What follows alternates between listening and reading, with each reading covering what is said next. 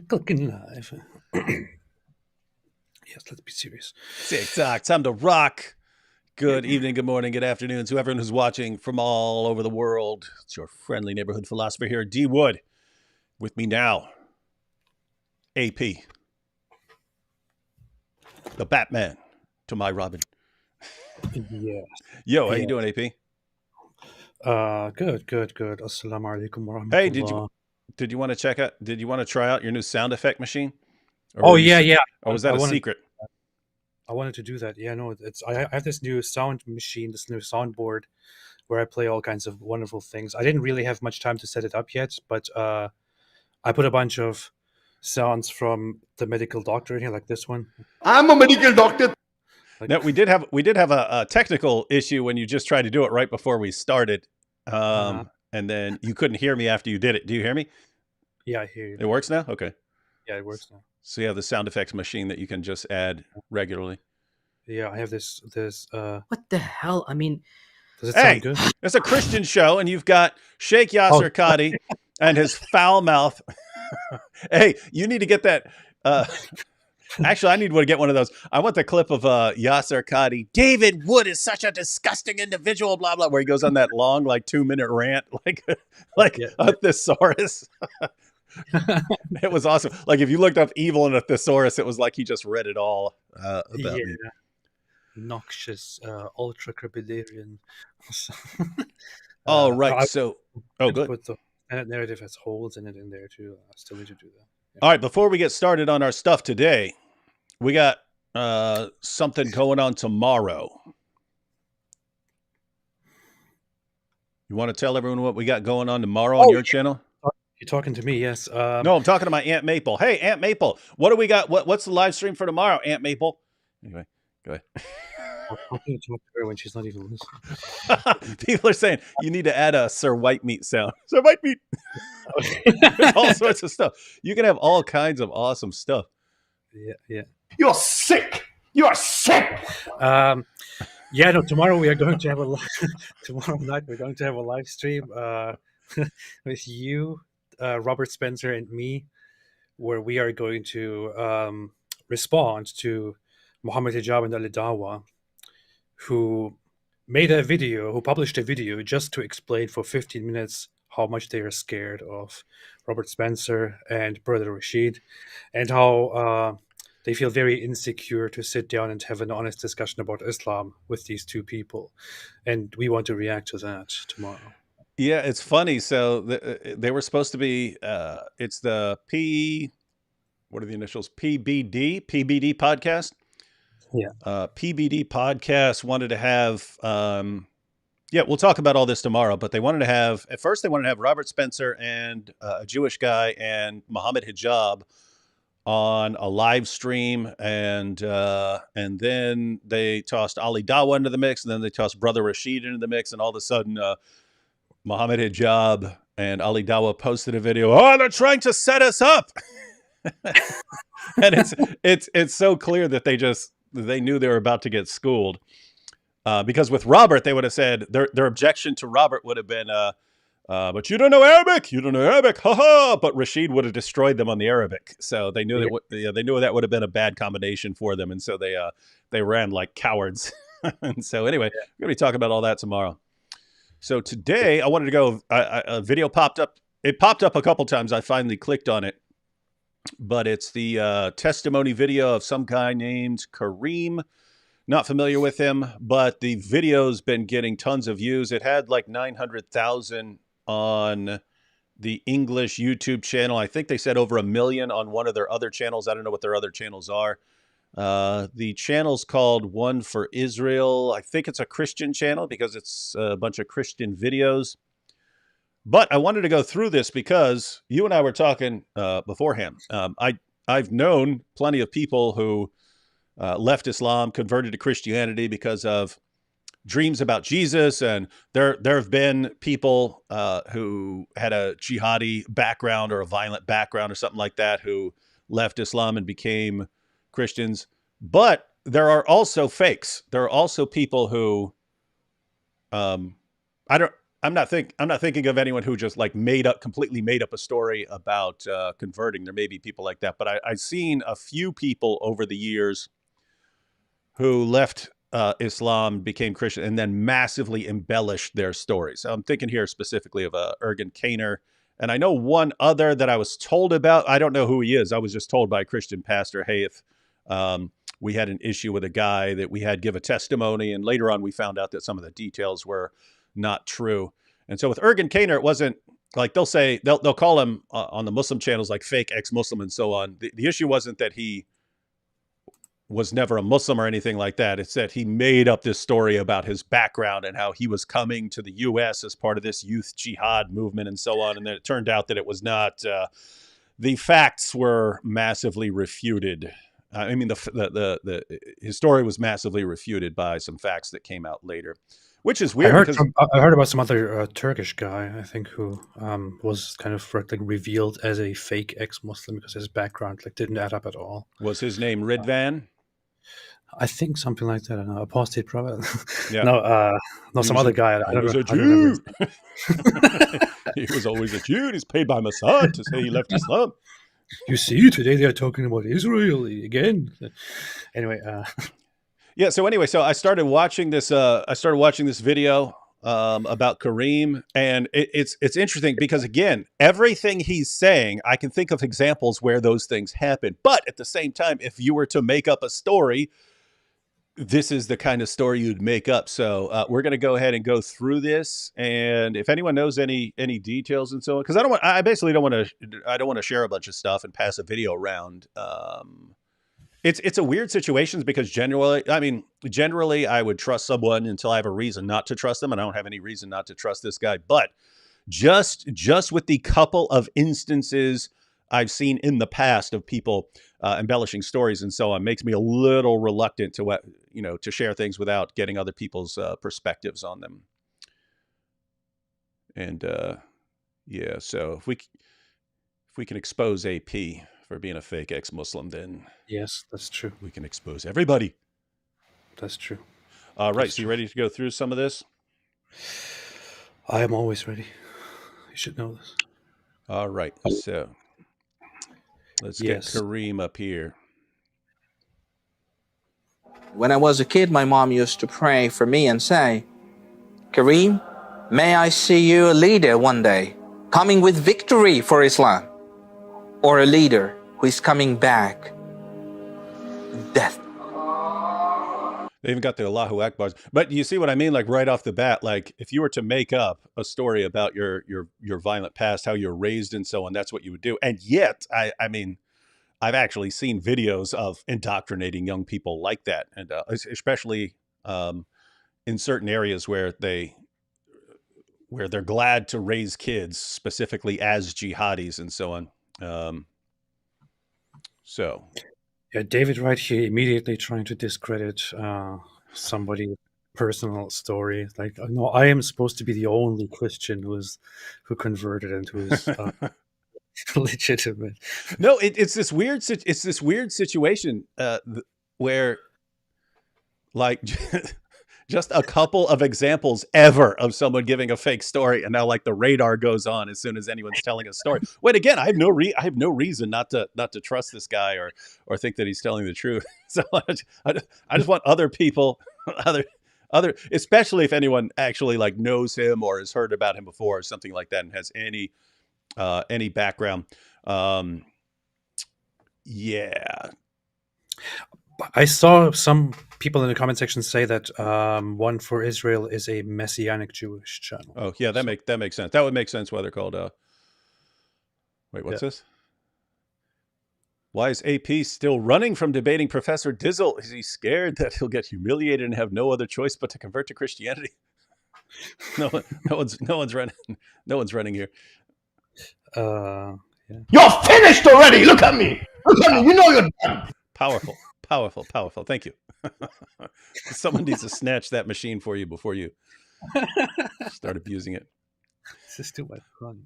All right, here we go. Back to Kareem. In the Quran, we grow up with two things. First, you should give your life to God. Second, you should defeat Jews and Christians. I memorized the Quran. I memorized the Sunnah books. Listen to how many. I'm sorry, I'm going to have to stop him. I'm stopping him. Notice, if he's a Muslim and goes to the mosque and so on, they probably would have had him memorize stuff. And he talks about memorizing. But I'm like, okay, now I have something that we could test him on if I ever run into him. You say, hey, you said you memorized. He doesn't necessarily have to mean that he memorized the entire Quran. He could mean that he memorized parts of the Quran or something like that. But isn't that messed up? Like, again, like maybe 2 or 3 examples that I'm ever familiar with. And now I'm like suspicious. Like, Yeah, yeah. Or you could just do it like Alidawa does. He invites people on, and then he says, recite the shortest surah from the Quran. And then when the other person says, no, I'm not doing it, then he's like, you see, fake ex-Muslim, never practiced Islam, never knew anything. Yeah, when they'll introduce their converts from Christianity, this guy was a what do they call them? Yeah, he was a minister. He was a minister, and these guys have no idea about anything in the Bible. They have no clue. Anyway, yeah. I did all of the responsibilities a Muslim should be doing every day.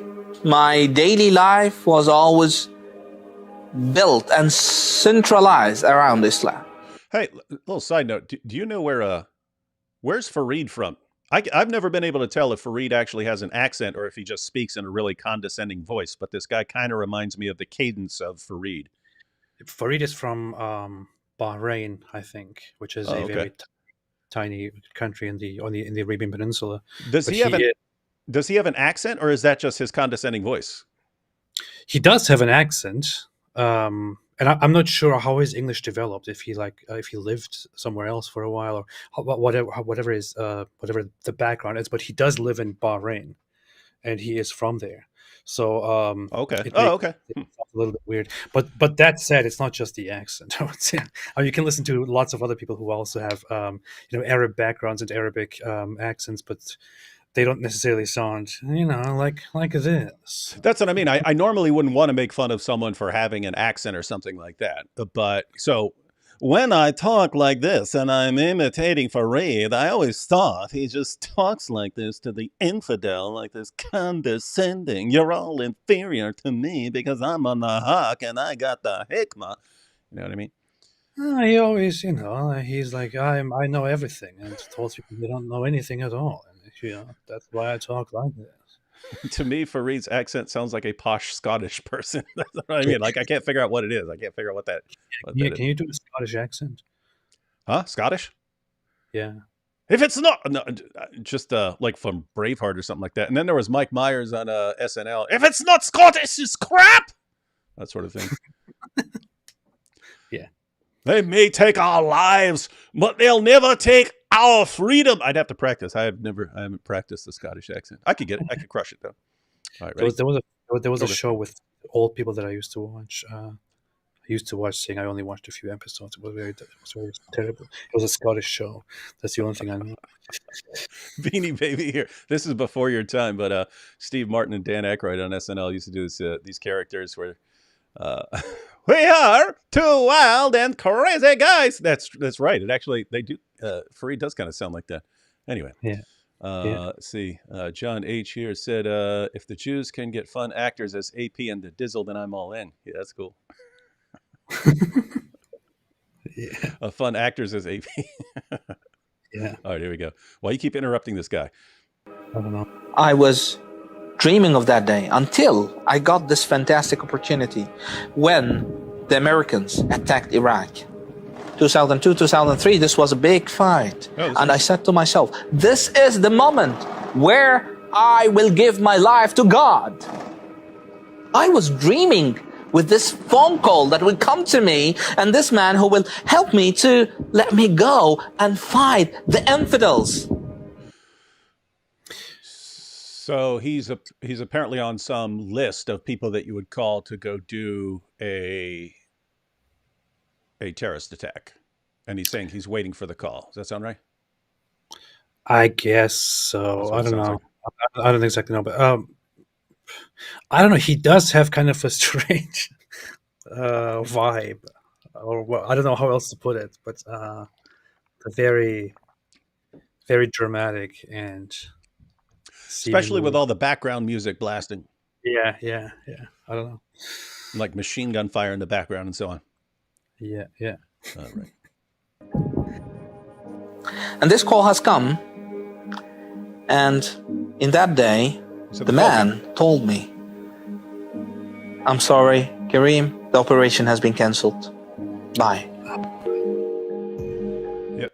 We actually had a recording of the phone dial tone there. This call, this very sad call, the worst news I have ever received in my life. I got frustrated. I was so much frustrated. I felt that I lost everything. I felt that I'm rejected by God himself. God has rejected me. In Islam, they believe that the people who give their life to God, the martyrdom, they are called by name by God himself. Hey, anyone, do you know, so is this guy in Israel or Palestine? What do you, any ideas? No idea. He says he's waiting for a call to do something. Wait, I don't know. I have no idea. Isn't it messed up? Like, like I'm sitting here thinking, okay, if someone were making up a story, they can make up a story like this.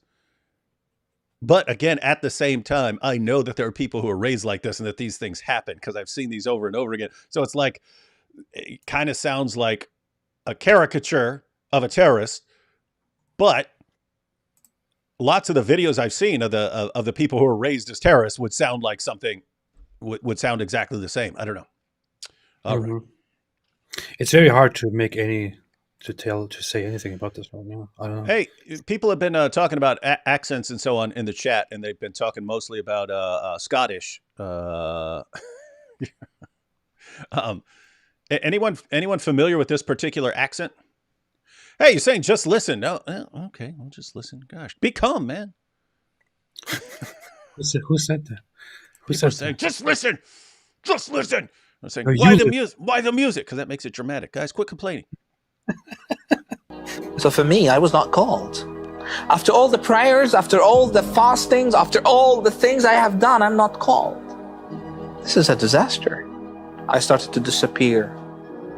I'm not out like before. Until one of the leaders called me and he said, I got to know what happened, Kareem, and I want to meet you. I went to meet him, and then he told me, Kareem, why you are so sad? I said, God didn't choose me to die. And this man said a prophecy, I believe. He said, maybe because he chose you to live. I asked him, what should I do now? He said, you need to evangelize.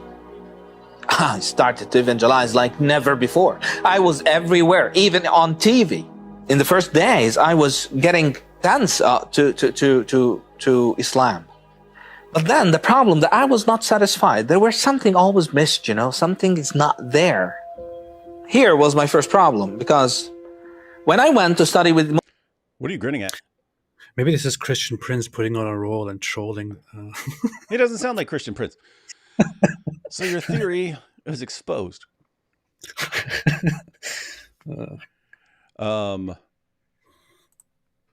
So he was on TV. That's the one thing that I don't know. That's interesting. Who's on TV? Who is this? Didn't he say that he was on TV or something? Like even on TV? Isn't that what he just said? Did I just mishear? This guy who's talking, didn't he just say he started evangelizing like nothing before, and he even went on TV or something like that? Hang on, let me back it up. Now we have to watch it again thanks to... Whoa, that's a good picture. I should have put that one on the thumbnail. Let's see. I asked him, what should I do now? He said, you need to evangelize. I started to evangelize like never before. I was everywhere. Hang on. Okay, so... Im says this, why do you doubt his sincerity? Again, just because I've told you this may not be completely rational, but just because a couple of other people in the past have embellished their stories, it causes me to nitpick little things. So like right there when he said the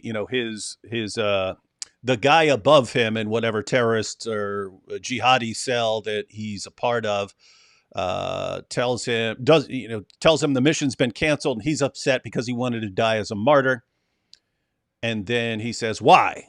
He says, hey, why didn't God choose me? He said, maybe you got something else. You need to evangelize. So like my brain now picks out evangelize. Why would he say evangelize? That's a Christian word. Why wouldn't he say, why didn't he say go do dawah or something like that? Which, notice, that may have been the case. The guy may have said do dawah, and he might just be breaking it down for a Christian audience that won't know what dawah is or something like that. Anyway, that's the point. I'm not saying anything about this is fake. We're playing it so everyone can get their impressions. But again, I am interested specifically in anyone who might be familiar with this guy. But yes, I have no official reason to doubt anything this guy is saying. Brother, I have doubt. Yeah. Oh, and Morg here is saying, for people who are asking about the background music and so on, Morg here says the interviews on One for Israel are a bit dramatic. That's their vibe. So that might be kind of the culture of their channel with the background music and stuff. So no need to be suspicious about the background music. Yeah. All right, we ready? Yes. On TV, in the first days, I was getting tense to. I asked him, what should I do now? He said, you need to evangelize. You did say TV. I started to evangelize like never before. I was everywhere, even on TV. In the first days, I was getting tense to Islam. But then the problem that I was not satisfied. There was something always missed, You're right, AP. I was wrong. Something is not there. You see, always. And David, if you were wrong about that, what else would you be wrong about?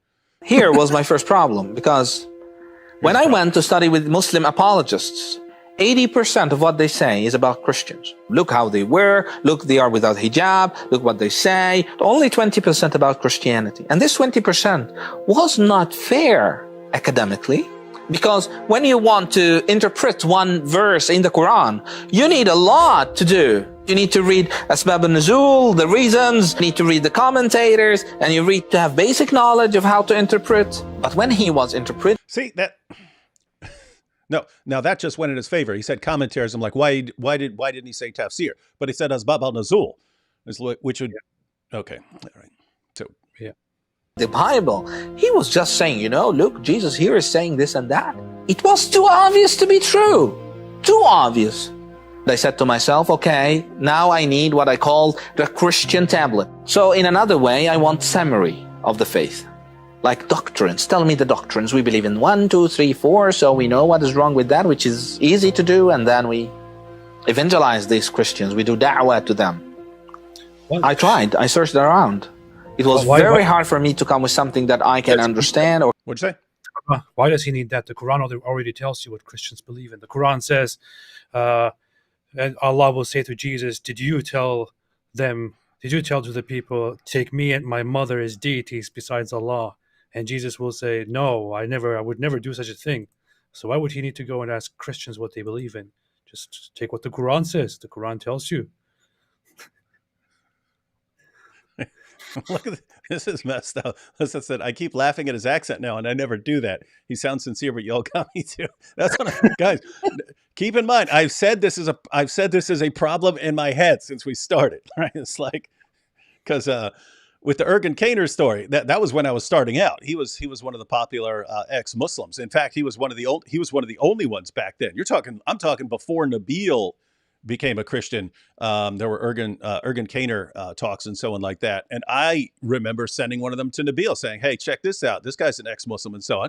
And it's just like, now it's like, I got to check these guys out first. But again, no official reason not to trust anything this guy's saying. I just realized that you are talking about the Turkish guy. You're just saying his name in a very Anglicanized way. Anglicized. Whatever. Oh yeah, that's who you're talking about, Ergun. Yeah.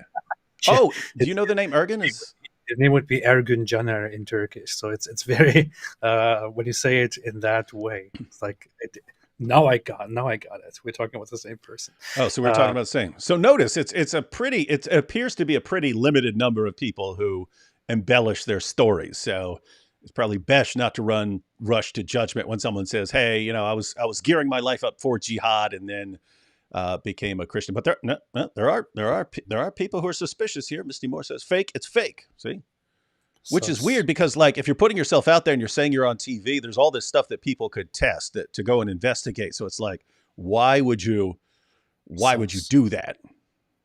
Like it actually made sense for Ergen. He started saying it's like it's the same as the Dawa guys. Back in the day, you could make stuff up, and before the age of mass social media, it wasn't very easy for people to fact check you and then expose you and so on. But that got easier, and then people eventually did expose him. But now, in the age of social media, why would you want to make up a story? That would be dangerous. Yeah. So it's very and grasp until I started to be frustrated. By the end of many weeks, I started to talk to God like, God, you don't want to help me here? I need help. Until one day, I was sitting on my computer and a dial-up advertising came up, and the time of dial-up before Wi-Fi came up. And it was written on it, do you love Allah? I clicked it. I thought it's a Muslim website because they write Allah, Allah is a Muslim word. But I found out that it's a Christian website. It speaks from Genesis till Jesus arrived to earth and resurrected, passing by the most central prophets in the Bible, like Noah, Abraham. This was amazing, to the extent that for the first time in my life, I looked and I said, maybe we are wrong? This is kind of impossible for a Salafi to say so, but maybe we are wrong. But who said that God exists? Oh, now he said he's a Salafi, so. Yeah. Did you catch that? He said it's difficult for a Salafi to say he's wrong. Okay. I don't want to say anything, but they usually happen to be the ones who are easily ready to go and fight and die. So. Yeah. Really? Yeah, much more easily, I would say. Yeah. So anyway, I'm checking out the story, but notice right there, and he said, what he saw a site, and he clicked on it because it said, do you love Allah or something like that? And he clicks on it and then found out it's a Christian site and then goes through it and so on. And those are actually positive signs, because I'm always thinking, is this the sort of thing someone would make up? Is that once the embellishment detector goes on, or can I trust this person goes on, it's okay. If he said that, is that the sort of thing someone would make up if they're making something up? Is this the sort of thing someone would make up if they're making things up? And some of it's difficult, because if you were making up a story about your radical transformation, you might make up a story about having a jihad background or something like that. But there are actual people with jihad backgrounds, so that could go either way. But then when he's saying, hey, I went to a website, notice it's not, it wasn't. So then I spent 10 years doing research and studying all the Muslim sources to look for problems. Then I studied all the great Christian scholars to see if the evidence supported Christianity. Sounds kind of authentic, saying, hey, I saw a website and I clicked on it and then that got me thinking, or something like that. So in other words, that's less dramatic. The drama's dialed down there. I would, to be honest, if I made up a fake story, I would make up a less suspicious fake story. Like I would say, I grew up in a Turkish Muslim family in Germany, lived in Germany for a while, then moved to Turkey. Then I just started practicing Islam. Became slowly religious, and after certain life events, I began questioning Islam after reading it like several times, and then I left. Then I moved to America. I would make up something less suspicious like that. Mm-hmm. Yeah, but yeah, yeah, and that's what's interesting. I mean, like with Ergen Kaner, it was basically, his dad was Muslim, his mom wasn't.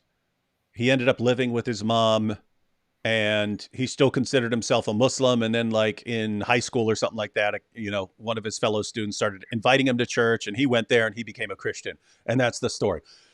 Guess what?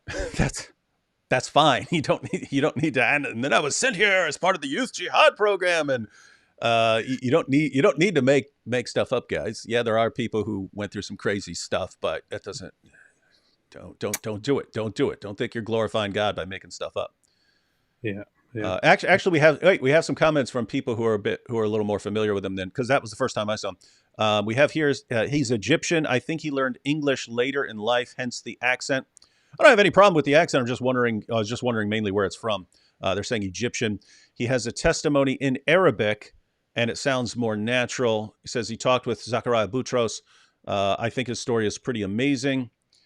And then historian here says he is not fake. If he ends being fake, he has to take an Oscar. Ask Mike Lacona and have. Oh, okay. So no, this is interesting. It said Mike Lacona and Gary Habermas. I know both those guys. So sounds like he knows them. All right, guys. So this is actually looking.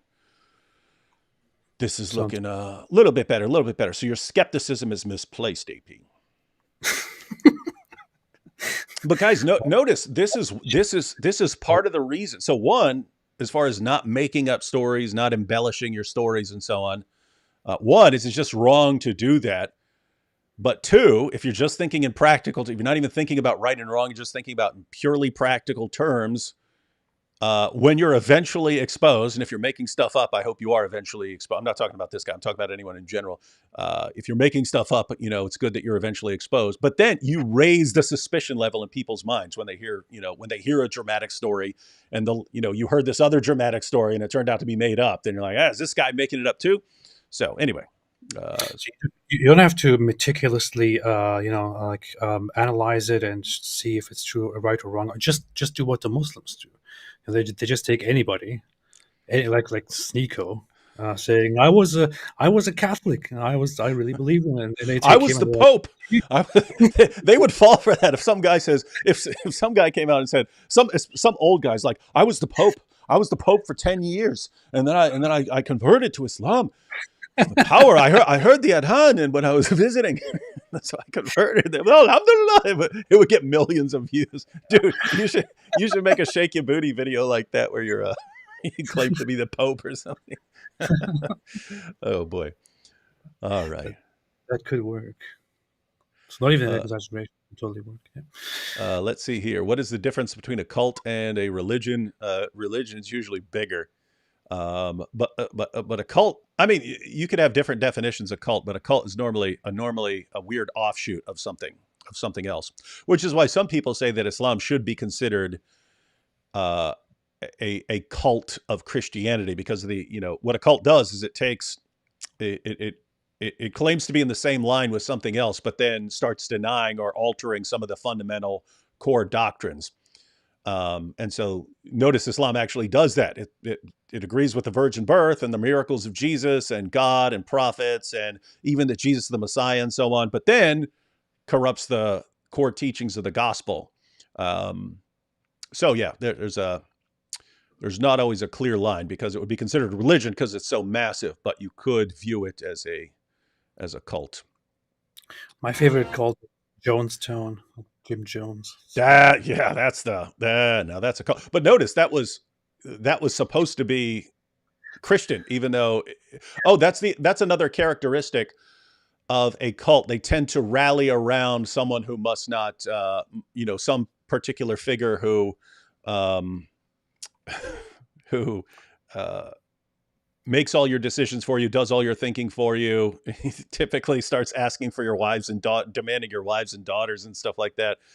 Seems disturbingly common among cults.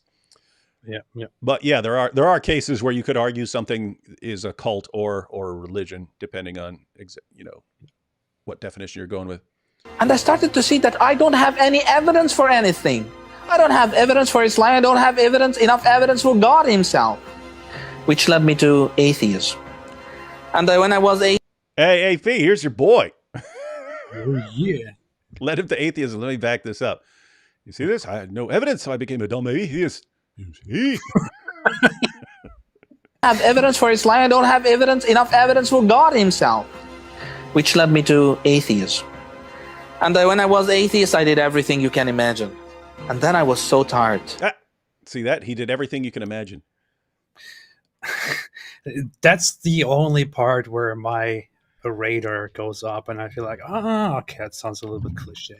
Just like, I don't know, when people become atheists, they don't usually do what people often claim they do, which is just, go out and do everything you want, It's all the exactly things. what you did, pervert.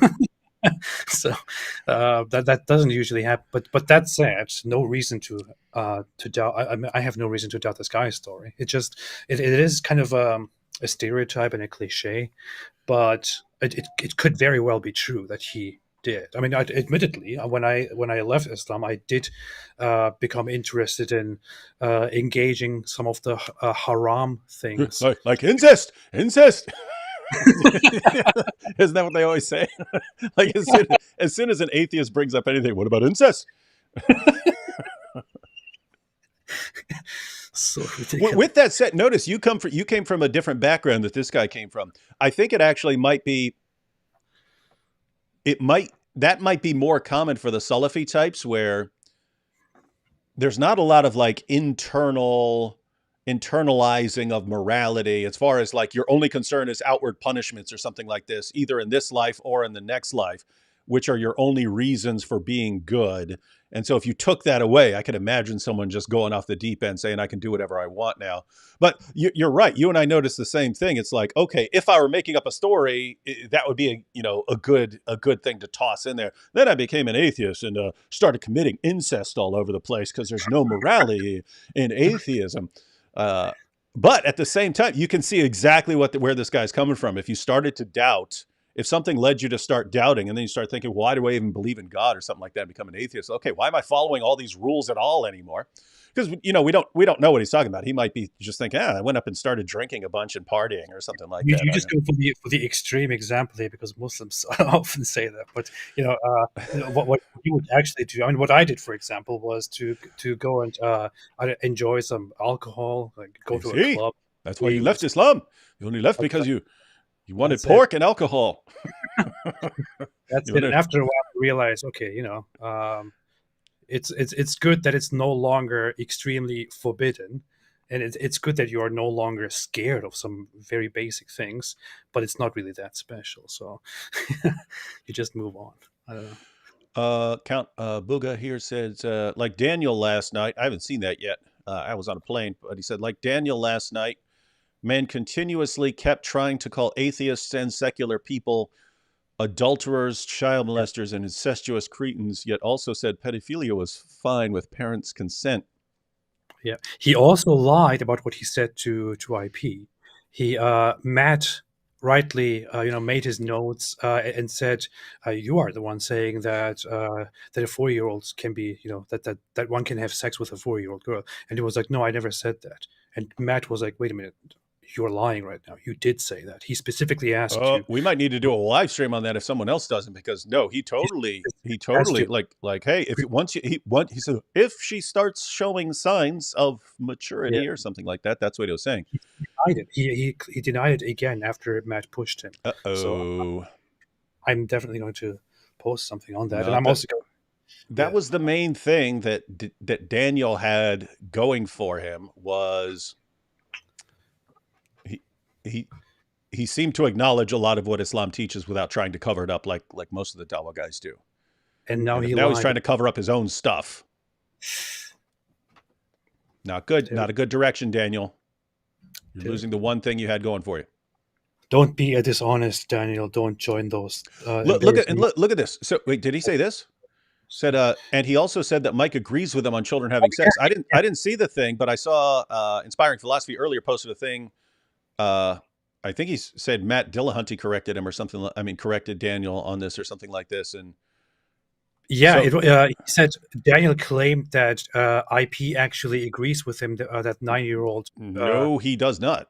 Can have sex, and Matt said that I know for a fact that is not true. That's definitely not true. You cannot find someone who's more against child sex than Inspiring Philosophy. The guy's either very incapable of understanding what his opponent says, or he just goes for the lies. And I don't know, which one do you think? Yeah. Oh, but this is bad. We've already noticed the problem. Like Daniel is very frequently honest about what Islam teaches and so on. And to his credit, he doesn't seem like hijab and Ali Dawah, they seem like they're doing it just for themselves. Like I don't. It doesn't even seem like at the end of the day their main concern is Islam. It seems like at the end of the day their concern is their own egos and stuff like this, and boosting themselves up in popularity and so on. Daniel does with Daniel. It seems like Islam is a form of social control for him. Like, what do I do about all this stuff that's going wild in society? Oh, Islam is the only thing that can save us, so I'm going to cling to Islam. But you know, he's typically been honest about, you know, hey, Islam allows wife beating and child marriage and you know, sex slaves and all this stuff. But he's been very sloppy when he says, "Oh, this is what this source says." It's normally a disaster. It's normally like, and Inspiring Philosophy found this out by going to actual studies that Daniel cites and finding out they don't say what he says they say. And then I saw it when he was just like, "Oh, did you know that in the Catholic Encyclopedia it says that Mary is 12?" I was like, wait, I've read the Catholic Encyclopedia article. They do not say that. They specifically say we don't know. So think red flags like that have gone up. But now I don't know if he's using gaslighting as his method. I never said that. You did say we got it on video. Nope, never happened. Yeah, he used. They CGI'd that debate. That was CGI when I said that. He said because Mike did not agree, because Mike did not agree that the children that engage in, you know, activities should be locked up, should be imprisoned. That means Mike agrees that that the children. Oh, okay. No, not what you're saying. Saying that you shouldn't be, you know, sentenced to death or even locked up or something for something does not mean you're saying that something is okay. In fact, I mean, Mike was perfectly clear on that. Mike's perfectly clear on his position. So yeah, that's just slimy, Dan. It seems like he might be a little hurt over the aftermath of the debate and wants to clean things up. But yeah, gaslighting ain't gonna work, Daniel. This is the issue. Daniel Kikichu has been exposed by fellow Muslims even, and by others, for blatantly, openly lying about what others have said and what he himself said. Mm-hmm. Like, I mean, to me, he said directly that Yahweh is a pagan god's name, which the people adopted from a pagan religion, and just later, during the same day, he made a follow-up post in which he claimed that he didn't say that, and he still clings to that whole narrative that he didn't say that he was misunderstood. He had a discussion with Jay Dyer, and Jay Dyer brought it up that he said that to me, and Daniel now denies that he ever said that. And when I ask him for clarification, he doesn't engage with it. So the guy is obviously a liar. And it's just strange. I don't know. He might have had a good start in terms of being honest about what Islam teaches, but he might have picked up on the fact over time, this is the problem in Dawah. We've said it before. You're manipulating your group, but your group conditions you in response of what you can get away with. And this is a problem in the Dawah community, that people like Ali Dawah just routinely make stuff up. I mean, Andrew Tate is the perfect example.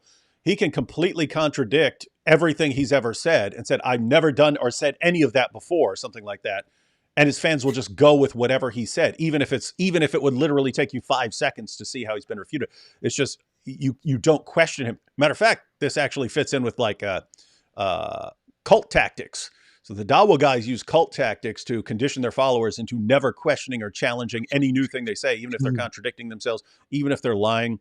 And Daniel may be affected by his followers over time, realizing I can make stuff up all I want, and my fans are just going to side with me because that's what they do. Yeah. Tragic. Chris in Christ says his name is Kareem Al-Akweli, and he is a former Salafi advocate from Egypt. I did some digging. Oh, nice. Control Yourself says, without lies, Islam dies. It was actually funny, IP saying that recently. IP started using the slogan. Let's see. White Lily says, Muslims told me I left Islam and became a Christian so I can walk the streets drunk and sleep with when. Yeah, that is very typical. If you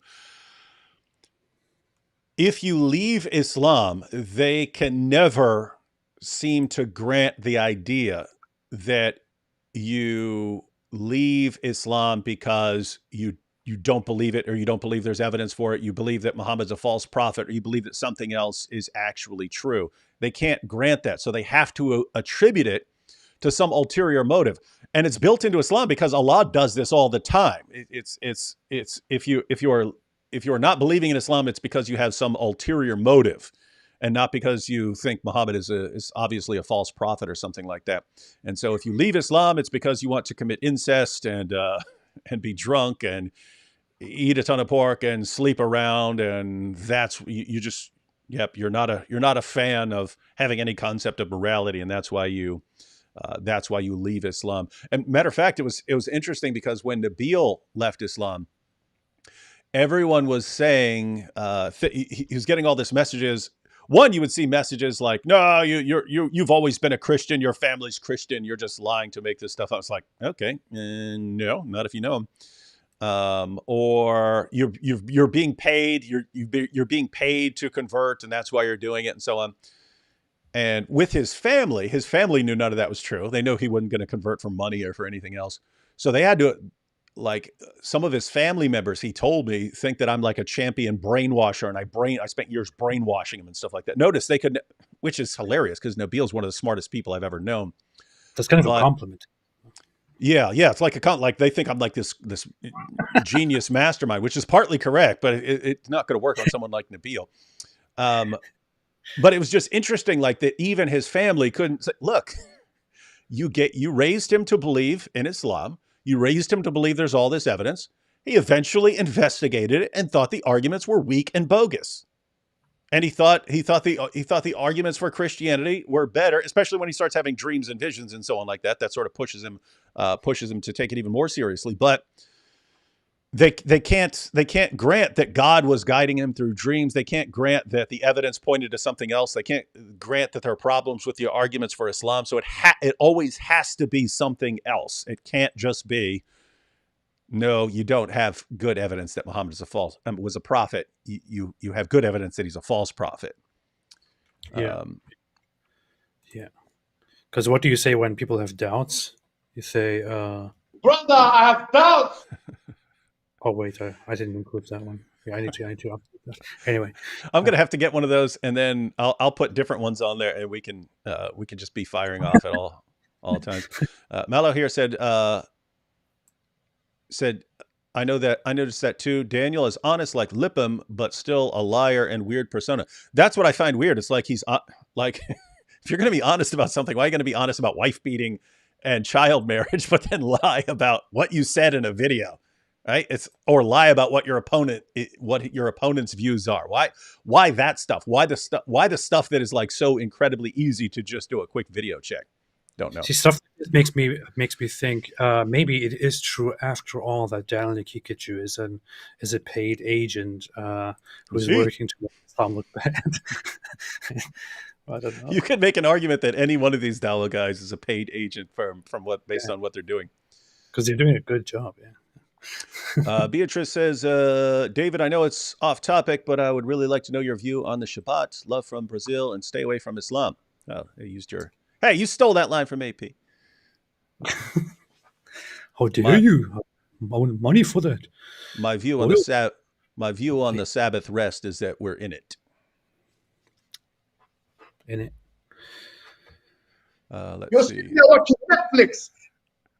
The count here says pedophilia is fine, but dating a trans person, it is interesting how they go, hey, we can beat women and you're gonna subjugate the entire world, and we can have sex slaves, and we can mess around with these little girls, and hey, but you guys, you atheists, you can drink. Like, wait a minute. If one guy over here is about to drink a beer and this guy over here is about to have sex with a 9-year-old girl, I think a proper moral compass is going to see one of those as significantly worse. Of course, and Islam reverses it. Oh, yeah. Gosh. All right, quit interrupting this guy, man. We're trying to. There was also this funny thing where he keeps talking about how apostates deserve to be killed and laws must be imposed and this and that, and then he gets so upset because Matt keeps using the F word, and that's the point. Wait, molesting babies, fine. 11 months old, as long as you get parental permission. Dropping an F-bomb. He started complaining to James, like, can he just do that? Like, why is nobody stepping in? Can you tell him not to use the word? Well, that's funny. Because I've seen Matt where he's not cursing and stuff. Was he doing it like deliberately because Daniel has such repulsive views, and he's like, oh, let me go ahead and push some buttons here? First off, Matt got, Matt doesn't have a very good temper, and but he got sick because he's an atheist. Yeah, atheists have no self-control. See, we're speaking to Daniel Kikic because the guy he just got really enraged by the stuff that Daniel Kikic says and how he argues, and then when he started saying really atrocious things, and when he started complaining about the F word, he just kept doing it and made it worse and said, oh, I say whatever I F and say whatever the F and F I want, and you cannot say a single effing thing about this. That's interesting because I'm not going to do that in particular, but you and I both had the same reaction in terms of, you don't control me, and when you try to tell me what I'm allowed to do, then I really want to do the opposite all of a sudden. And moreover, I want you to know that you don't get to control me, and when you tell me what I'm going to do the opposite until you get the point. So yeah, if Daniel doesn't like that, then you can always make it a debate stipulation in the future, saying, do we agree? In order for me to agree to this debate, then can my opponent agree to these terms or something like that? Well, there was a highlight, which I mentioned briefly to you before we went live, but around 2 hours and 30 minutes into the debate, Daniel kept insulting Matt, and Matt said, just shut the F up. And then Daniel said, how about you come and say that right here? I heard about that one. No, that one's terrible. That one's hilarious. Matt actually got up immediately, went over to him and said it again to him, and he's like, "So what's going to happen? Here I am. I'm saying it." and Daniel is just sitting there timidly and just waiting for somebody to step in and stop him. And that's funny. That's funny. Hey, I'm gonna have to actually check that out. We might need to do a little recap on some of that stuff. See, we're sitting here trying to watch this video by this dude Kareem, and then we're talking about this other action-packed stuff.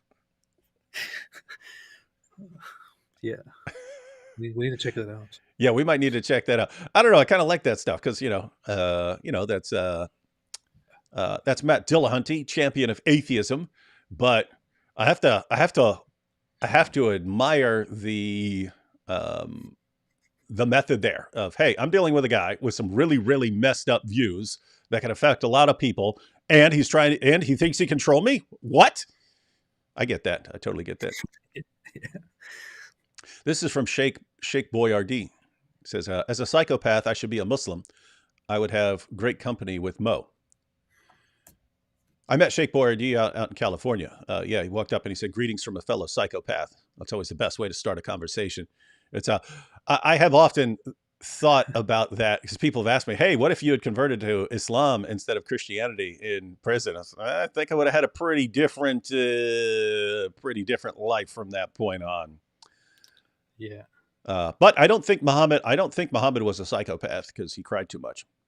No, he was an emotional person. I think he was mentally ill on a different level. He was he had some other problems.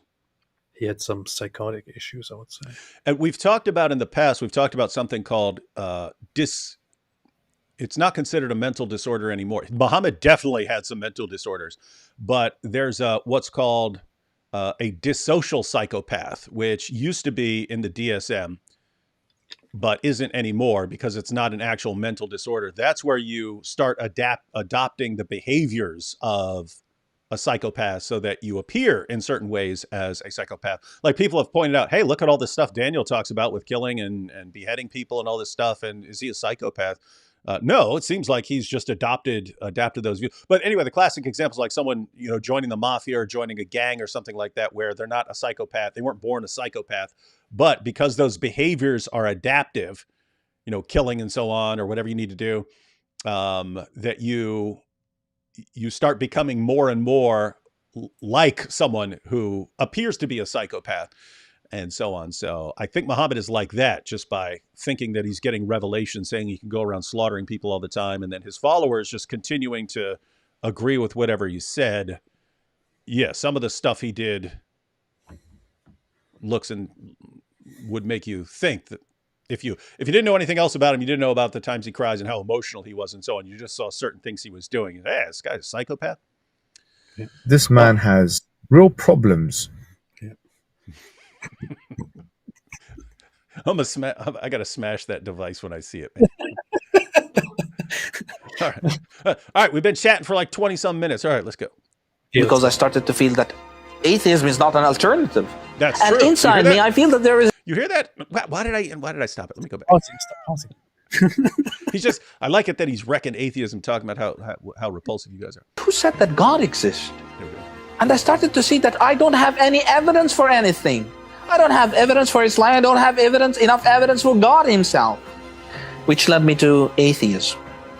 And when I was atheist, I did everything you can imagine. That's what atheists And then do. I was so tired because I started to feel that atheism is not an alternative. That's true. And inside me, I feel that there is a God. And I deal with myself as if there is a God that I talk to inside me. Until one day, I was fed up. I came back home, many problems, many things that I cannot bear myself. And I looked at the sky and I said, you know what? You are too big for me. I cannot find you. Please do something. I'm too small for you. Just do something and find me. It's not hard for you if you are there. This I've actually heard multiple times from people that I knew weren't lying. So like Nabil eventually got to a point where he's like, God, can you just give me a sign? I do not know. I mean, Islam makes sense to me, but I don't know if that's because of the way I'm raised. It looks like Christians actually have reasons for things. That can you just show me something here so I'm not left in this, not knowing what to do here. But then we were talking about, you talked to him on the phone for a minute. I don't know if he wants to be public or something, but we were just when I was in California, I put you on the phone for a minute with a guy. He was a Muslim who became an atheist, but he said that when things would go bad in life, then he would start wondering if Allah's punishing him. So even though he doesn't believe in God anymore, he's kind of raised to believe that Allah punishes you for disobedience. And then so, hey, when something bad happens, there's this confirmation of that. But notice you can raise someone to believe things, and then you can reject them, but they still had an impact on you. Like even if you reject Islam, it still has had an impact on you. And later in life, you kind of, I don't know, is this Allah? Am I being punished here, and so on? So this guy's saying he was raised as a Muslim, started doubting it, became an atheist, then started thinking, well, no, I still believe. I mean, I still believe in God. I still believe in God. I still feel like there's a God. And then so kind of crying out like, hey, can you do something here? Can you show me? So this that sounds like a common occurrence. I can say that I had the same thing. I came to different conclusions. But even when we speak about being kind of conditioned to thinking that whatever is happening in your life right now is because of your actions, because of some repercussions that you're getting from Allah, especially in Islam, which is a religion that basically polices every single moment, every single thing that you do. It's really hard to get over that. And for me, I can say honestly today that even until a few years ago, when I was making videos, I would still in private, in times of hardship, like have doubts and feel like, is this a punishment? Is this something that is this the divine getting back at me or something like that? It's just very hard to get over that. And I would ask it, then it takes a lot of time to get over that. So yeah, no, this all of this is kind of a common occurrence. Mm-hmm. On this night, I slept, and in my dream. Okay, so this is where I remember I wasn't watching it very closely yesterday, but it looks like he's going into a dream. So this happened after he asked God. This is this is very similar to what Nabil said, where he asked God for a sign because he didn't know, and then he asked for a sign. Then he saw a vision of crosses and so on, and then asked God for a dream, and then had a dream. So yeah, let me back this up just a little bit. So since I interrupted him, he slept, and people usually do that. So that sounds authentic. Someday and find me. It's not hard for you if you are there. On this night, I slept. And in my dreams, I saw that I'm running in a very long road. A lot of tree branches full of thorns chasing me, want to kill me. And at the end of the road, there were a man that I do not recognize. And I shouted, please help me, do something. He just extended his hand, put his hand on my shoulder and brought me before him. And once he looked at me, I found out that this is Jesus Christ. And he looked deep in my eyes and he said, it's your time to follow me. I woke up on my dreams and I said to myself, okay, this is hallucinations, you know? This is also similar to Nabil. He saw a vision of crosses, and then saw, I mean, how do I know I'm not just, how do I know that's not a hallucination or something like that? So that's why he asked for a dream. hallucinations. I think that it's not true. Why Jesus come to me, you know? But in the next night, I got the same dream, the same details. I looked up to the sky, to the heavens once I woke up, and I said, you know what? This is not a joke here. I challenge you. If you can come to me one more time with the same details. Otherwise, I will not think of you again. This too, like Nabil has the vision, and then he asks for a dream, and then he has the dream, and then he says, how about 3 dreams? So there's also this element of, it's not quite enough. Can you do something more here? And it's interesting. So it's interesting. People in the chat are having different views. So Jesus Bot here says, Kareem sounds sincere here. And then Alex says, meh, I don't believe him.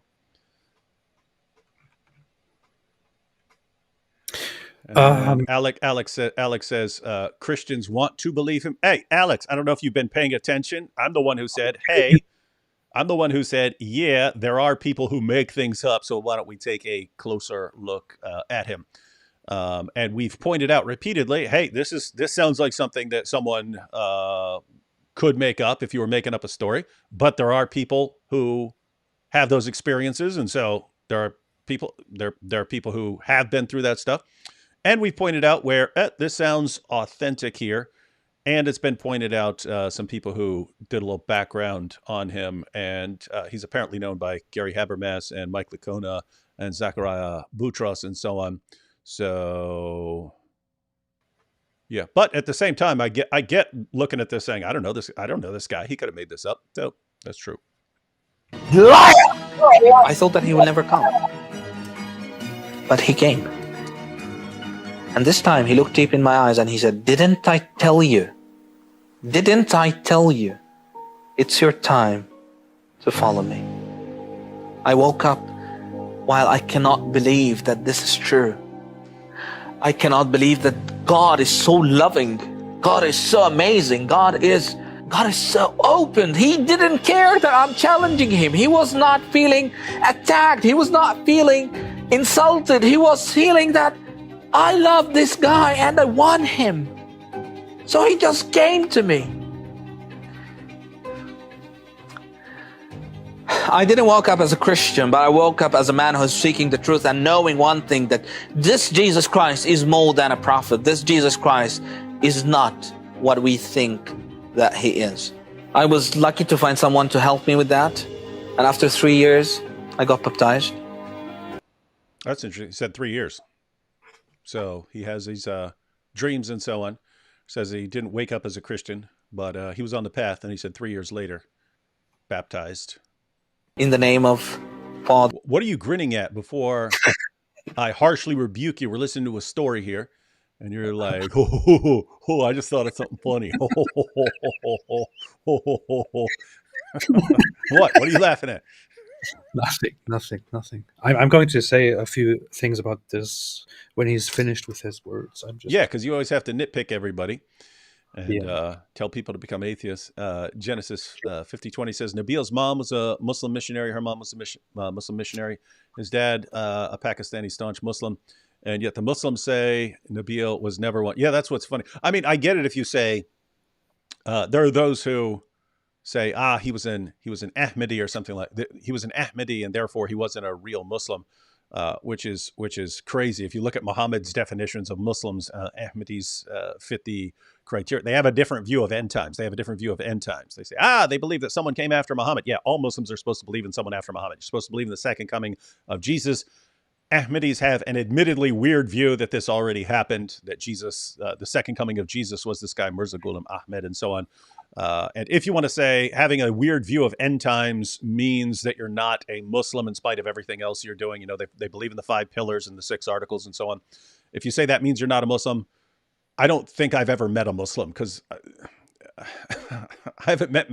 I can't think of any Muslim I've ever met where I can't point to something in your sources where you're getting it wrong according to your sources. And I don't even think it's possible to be in line with all your sources, because the sources contradict each other on so many things. So you can point to anyone from any group and say you're getting this wrong. But there are people who think that the entire story is made up, that Nabil was always a Christian or something like this, and he just made up the story. And yeah, that's the problem with being suspicious about this story is this guy tried to convert me to Islam for 4 years straight. And guess what? He was not. There were times when we discussed Mirza Ghulam Ahmed and so on, but he was pretty much always going after the Quran and scientific miracles and perfect preservation of the Quran and Muhammad's the greatest man ever. So it's what I heard for 4 years from Nabil was exactly what I hear from Dawa guys. So the idea, nope, it's all made up, kind of weird. Yeah. Now we got to go ahead and finish this clip because AP wants to make fun of things. Yeah. Son, Holy Spirit. And the thing is, Right. Let's see. what we think that he is. I was lucky to find someone to help me with that. And after 3 years, I got baptized in the name of Father, Son, Holy Spirit. And the thing is, since I was baptized, everything started to change. Every look started to change. I started to see people differently. For the first time of my life, I started to learn that I can love others unconditionally. We traveled somewhere in another... That I can verify that point. We had totally different backgrounds, but as a Salafi who wants to subjugate other people and then becoming a Christian where everyone's created in the image of God and you're commanded to love everyone, that changes your view. But I've experienced that. It wasn't a Salafi background, but it was like I viewed people as like these disgusting, stupid blobs of cells who think they're important when they're this like cosmic joke.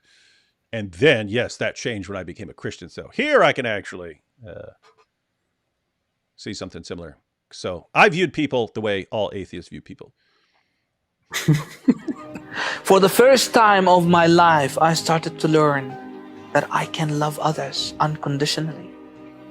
We traveled somewhere in another country due to the persecution we had, and it was not easy for us. But what happened abroad was so unique. I got invitation from one of the associations that work in the synagogue.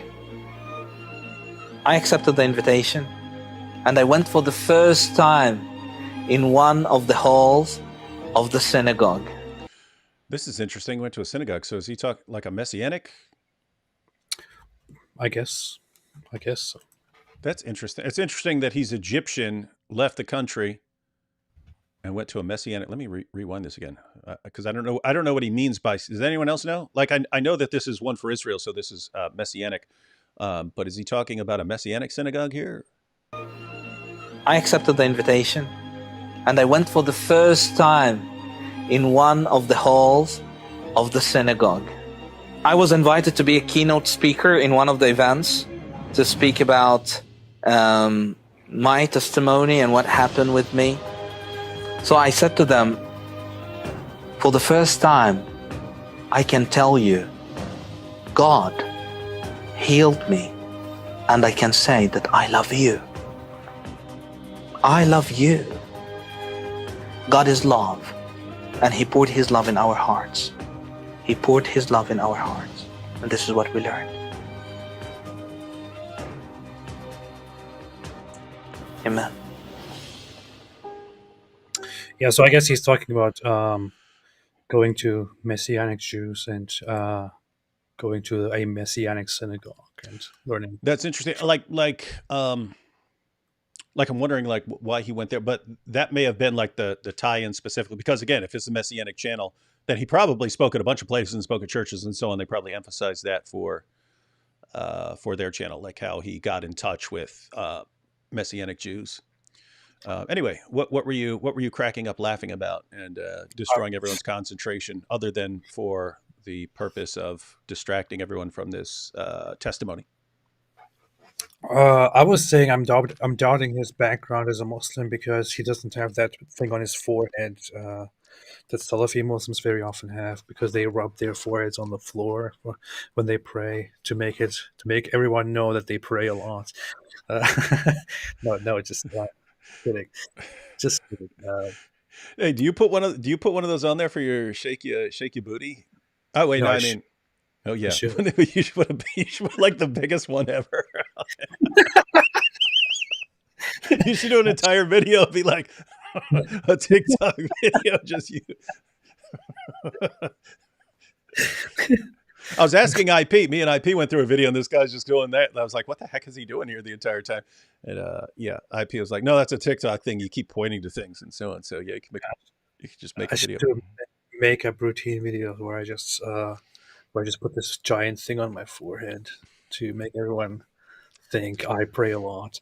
But no, so I don't know, when we talk about this guy's testimony, so I can still stick to what I said at the beginning, I guess. There's no reason for me to doubt his story, his experience. No reason for me to doubt. Somebody said the bruise. Yes, I mean the bruise. The bruise on the forehead. So there is no reason for me to doubt his story, Kareem's story. It might very well be true, and it seems authentic that he did have this experience, that he did leave Islam, he did become an atheist, and he did eventually have these dreams, and then convert.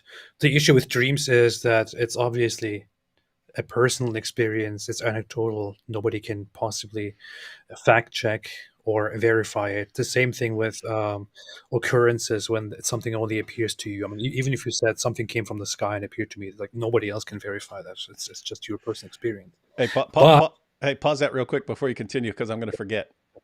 Okay, I'm gonna share something I never heard before. I never shared. I don't think I've ever shared it before. I don't think I even told Nabil, but I'll tell you. I'll say it now, just because you just said something about it. But it was when Nabil was telling me about his first dream. That was the one that was all symbolic, and it was like he's living on this mountain.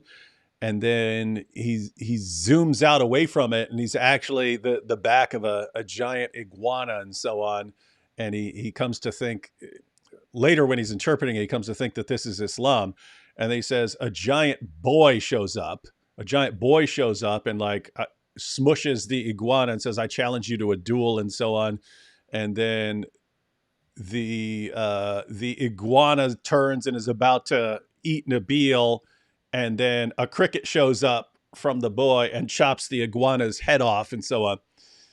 And so Nabil actually went to his books, because they take dreams seriously. And anyway, he interpreted this as he's living in Islam. So he's living on the back of this thing and not realizing that it's actually this thing that's there to destroy him. He interprets the giant boy as me showing up, because he's later told me, like, that's what I think of you. I think of you like this giant goofy boy. And then the cricket is Christ who shows up and chops the head off of Islam. Anyway, when Nabil told me, he said, "Hey, I want to talk about this dream I had." I don't remember where we were, but it had outside seating and it was cold. And yet we're sitting out there in our jackets at the outside seating on like these metal picnic tables and so on. He tells me, wants to tell me this dream. And but it was much longer when Nabil's telling it because he's going into all these details. And all I'm thinking is, I don't know where he's going with this. He didn't tell me he's like interpreting this as like Christianity, Islam. So I'm not paying attention to what he's telling me, right? He's telling me the dream. And I'm just thinking, why the heck would I care about your dream? I do not care about your stupid dream. I'm not your, I don't want to read your dream journal. I don't want to hear your dreams. I don't care. That's what he's talking about. And then he goes, and then he gets to the end and he starts talking about this cricket chopping the head off the thing and the boy and everything like this. And then he's like, so what do you think? And I'm like, wait, I wasn't paying attention to most of that. And so I had to like start asking him for clarification. So when you say the boy, what did you say about the boy? Like, because I wasn't paying attention. And then I find out he's like interpreting this as like the answer to a prayer where he's asking God to give him a dream and so on. And I'm like, uh-oh, I didn't pay attention to most of that. Anyway, I never told him that I wasn't paying attention. Like, that's why I had to keep asking him questions about what he said. But yeah. So anyway, but notice that that's like what you're saying.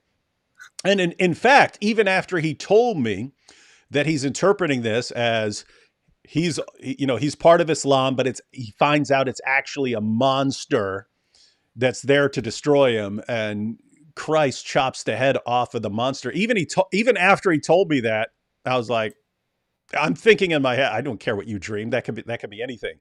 Like if you told me you'd had a dream telling you to convert to Buddhism or something like that, it's like, I don't take dreams all that seriously. The second one is something where there's some degree of outward confirmation because he dreamed that he was in. Break that thing, AP. Break that thing. So it's going to cause trouble for all future generations. You mentioned crickets. That's not my fault. But his second dream, where he actually dreams himself in a parable, he's like, "How do you interpret this dream?" And I was like, "That's a parable in the Bible that you just dreamt." And he's like, "You've never read that before," and so on. So that's where that got my attention because now there's something that ties it to the rest of the world. But you're right.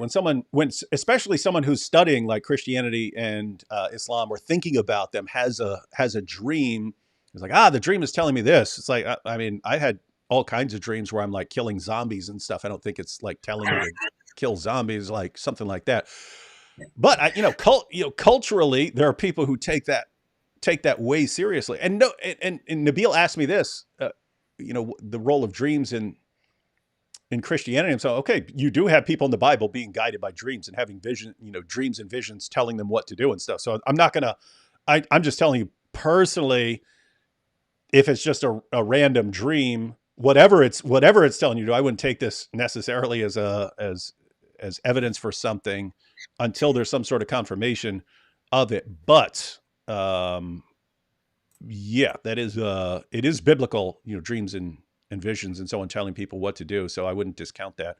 But yeah, I'm like you. I'm like, how do I know that's not just in your head? That's the main thing. How do I know that's not just in your head? How do I know that that's something actually from God? Anyway, that was I wanted to share that just because I would probably never be in a situation where I would share that detail about me not paying attention when Nabil's telling me about things that got everything started. But go ahead, AP. Then you said, but, and I cut you off because I knew you were going to use some stupid sound effects. What? I don't know what you just said. I didn't pay attention at all to what you were saying. You were saying dreams, but you said, but I'm an atheist, so I don't believe in anything except incest. But no, okay. you gotta get a compilation of them saying incest for and put that on there. Your little soundboard. So what? No. What I was going to say is, there is no way to verify whether a dream actually happened or not, or whether 3 dreams happened or not. The one issue that I have, if you want to become ultra skeptical, is that somebody can naturally have recurring dreams and actually interact with them and influence those dreams and even begin becoming lucid and aware and manipulate those dreams while you are dreaming. So it's not necessarily a very unnatural thing. I had some very wild dreams where that happened after spending several days without sleeping. Um, with all of that said, there's there is no way why I would doubt his story, and I would not come out and say and deny that all of this stuff happened to him. I cannot deny that this is probably very impactful. If that happened to me, maybe I would be very driven and very moved toward going toward that belief as well. So it's I can completely accept it, and I'm not going to sit here and think, oh, it's just a dream. Haha, why would you take that seriously? Just a dream, man, and who knows if it actually happened or not. No, I cannot Go personally back to deny, atheism where you could do anything. I can personally not challenge that or deny anything at all. But that is the issue with personal experiences, right? That serves mostly as something to convince you. Now, if that happened to me, I'm not entirely sure if I would be convinced by that, or if I would think about it and later on think, you know what, a dream might just be a dream and not mean much at all. I would probably expect something different. That said, not even a dream happened to me. But in Muslim culture, I did have dreams when I asked for dreams in my Muslim life, and I took it seriously and I kind of acted upon those dreams. So in that culture, it was relevant. So I understand how in his culture it's also relevant. There is even a prayer in Islam that is specifically prayed in order to ask Allah for a sign given in a dream. But yeah, I mean, it's just very conflicting. Can I discredit this guy's story and his conversion because of how it happened? Absolutely not. But can it be beneficial for others or to convince others? In my personal opinion, no. But again, that's where I am. Quite Yeah. some nuance here. Yeah, couple thoughts on that stuff, the dreams, and again, we started this off. I had no familiarity with these with Kareem, and then people have filled in some details, and we've gone through his story, and I pointed out that my suspicion levels raised a bit just from some people making up stories in the past, but then I had no particular reason not to trust him. Some little things saying that he was told to do evangelism or something like that. Little. Hey, wait a minute. Why would he be told that, and so on? But we can understand that he's been a Christian for a while. He might just use that term now for the audience he's talking to. But yeah, notice even in his stories about the dreams, if he were making that up, if he were making these stories up, you could do that very differently, right? You could say, hey, I had a dream of this thing, and then it happened, when this guy showed up, and then I had another dream saying this and telling me to go to this passage, and it told me to do this, and so on. There was plenty of room for embellishment there. He had a very simple story that's very similar to lots of other people.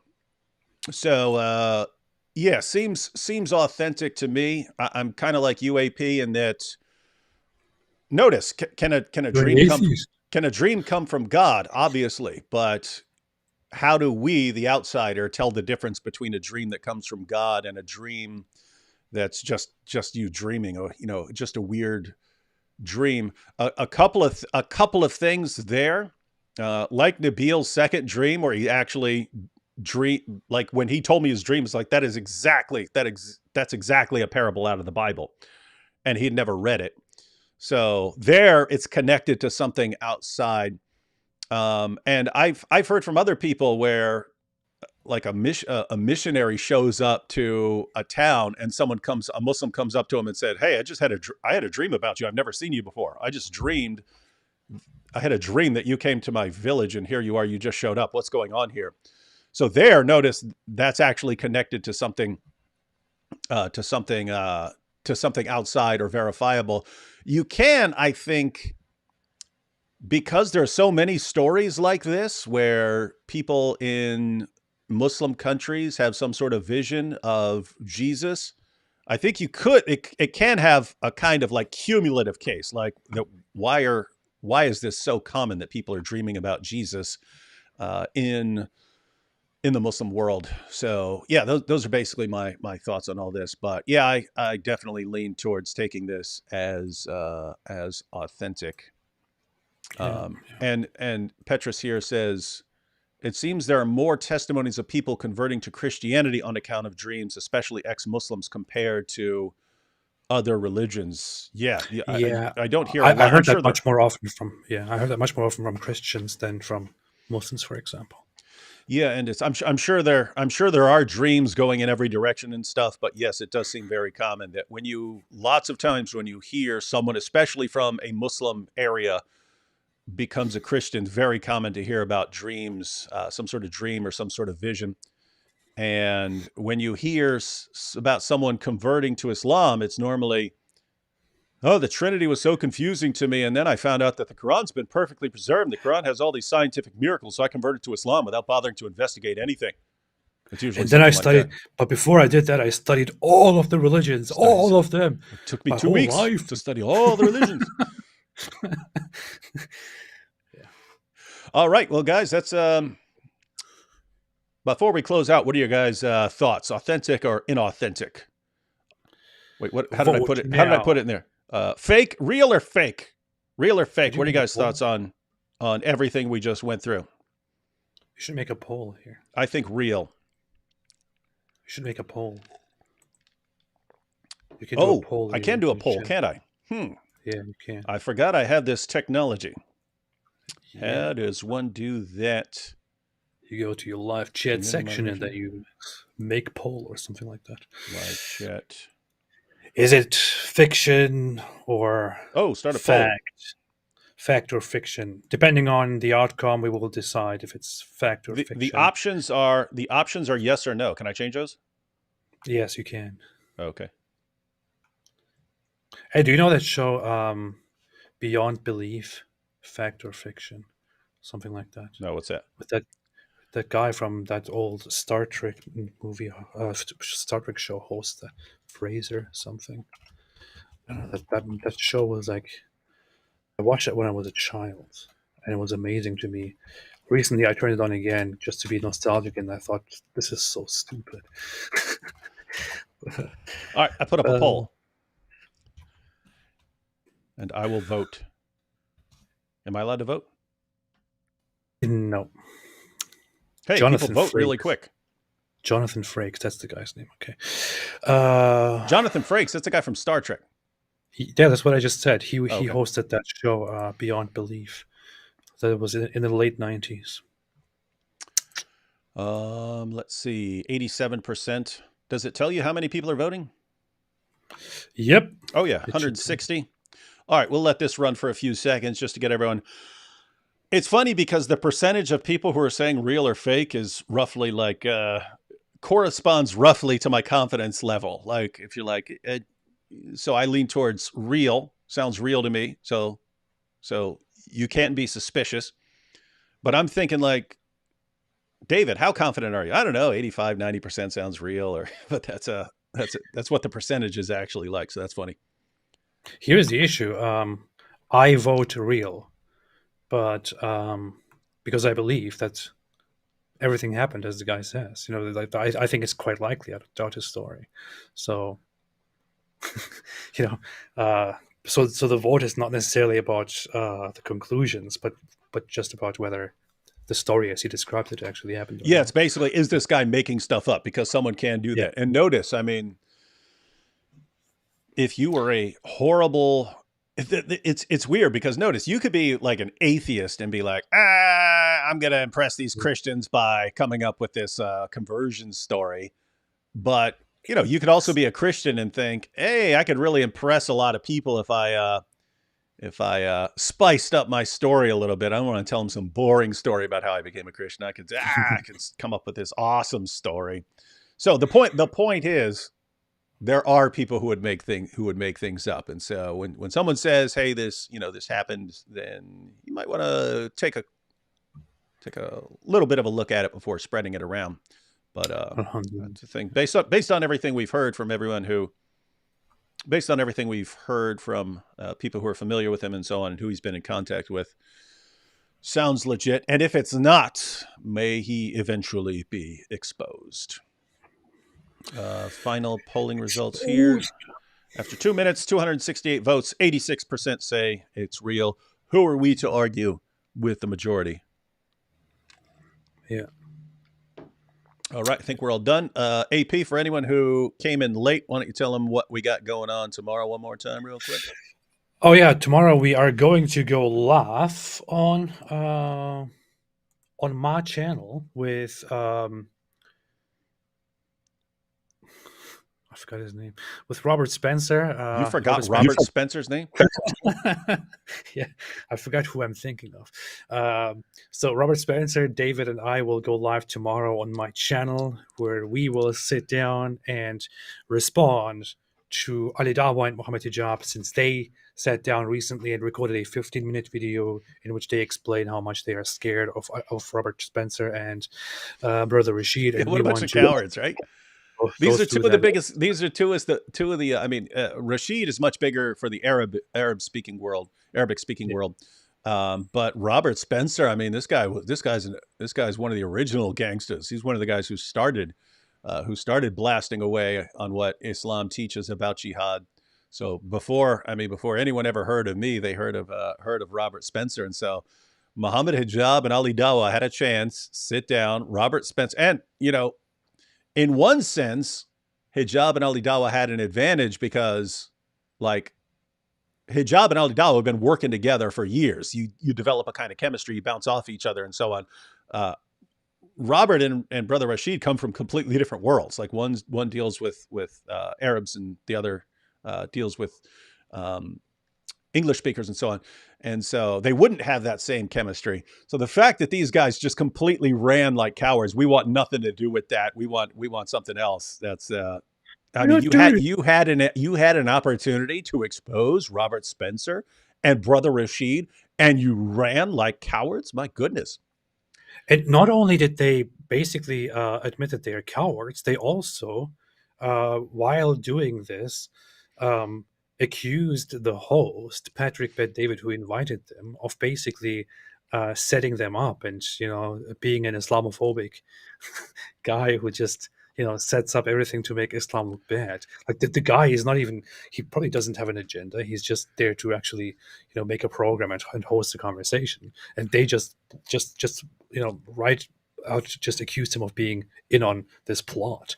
It's so yeah, they made it look like it's this massive plot. This guy's trying to get some people on there to have an interesting popular discussion. And so it's like, oh, here are the super popular Dawa guys. Let's get Rashid, who's popular with the Arab speaking Christians, and Robert Spencer. And let's have a nice discussion. That'll be popular. And then they ran. My goodness. Don here says something to be weary of, especially if you believe in the supernatural, is that the demonic can also influence dreams. Not to say Kareem's dream is demonically inspired, but it's something to be aware of. That's a side point. So if you're a naturalist and you don't believe in demons, then you're going to interpret all this as psychological. But yes, it's one additional point that if someone were to have a dream saying, "Hey, do this," if you believe in a supernatural realm, you could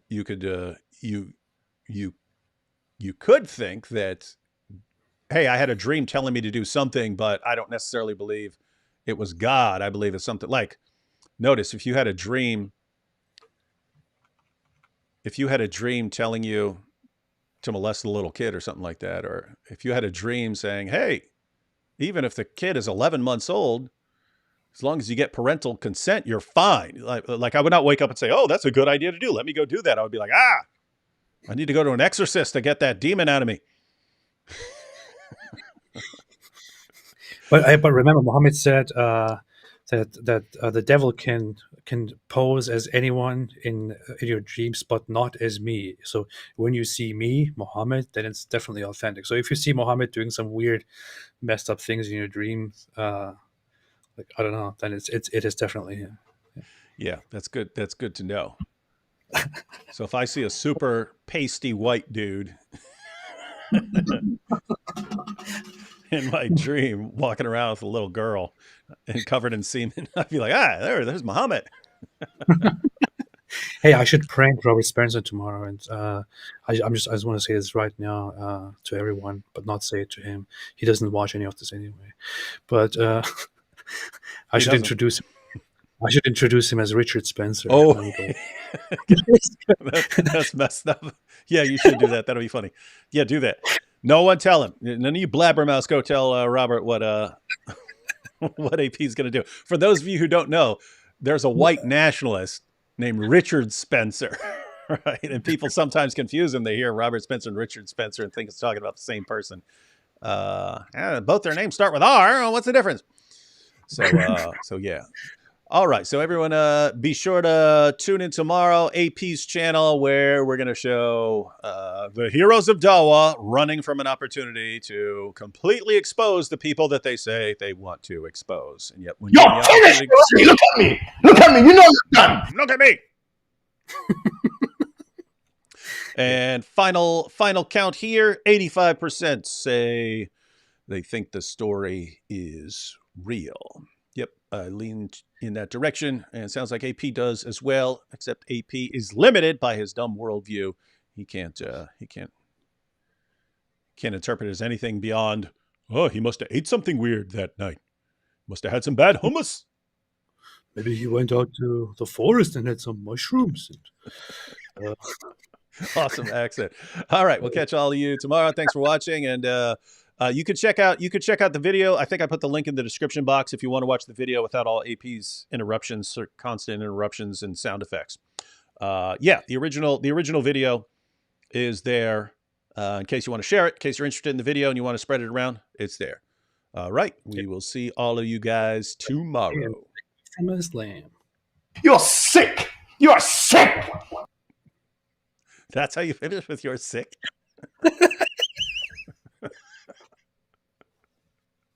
All right, catch y'all later. Yeah. Oh, wait. No, I couldn't help it. What? Dr. Benjamin said, demons can influence you into believing in Jesus. Yeah, I don't think, since I'm a Christian, I wouldn't think that demons would influence someone into believing in Jesus. The point was, if you decide that you're taking dreams as evidence, again, there are situations where I will take dreams as some sort of evidence. It's usually when there's some sort of outside corroboration. With that said, even if there is no outside corroboration, and it doesn't mean it's not from God or something like that. We're pointing out the possibilities. If someone says, I had a dream that told me to do this, could be totally natural, could be supernatural, but within that supernatural category, you have, this could be something from God, or this could be from something darker. So we're just laying out all the possibilities here so that there can be clear thinking on this issue. And now we're checking out. Do you have a dumb sound effect you want to add for attention? So many. I was looking for the stay away from it. You don't know what all your buttons do yet. No, I have that on my. I didn't really assign a button to that yet. I didn't think of that. Anyway, I'll do that. Okay. All right, guys. Thanks for watching, and we'll see you all tomorrow. And if you don't show up, then we're going to think that you're a loser or something. Or did, yeah. Stay away from Islam. That's a pretty good Sajid impression.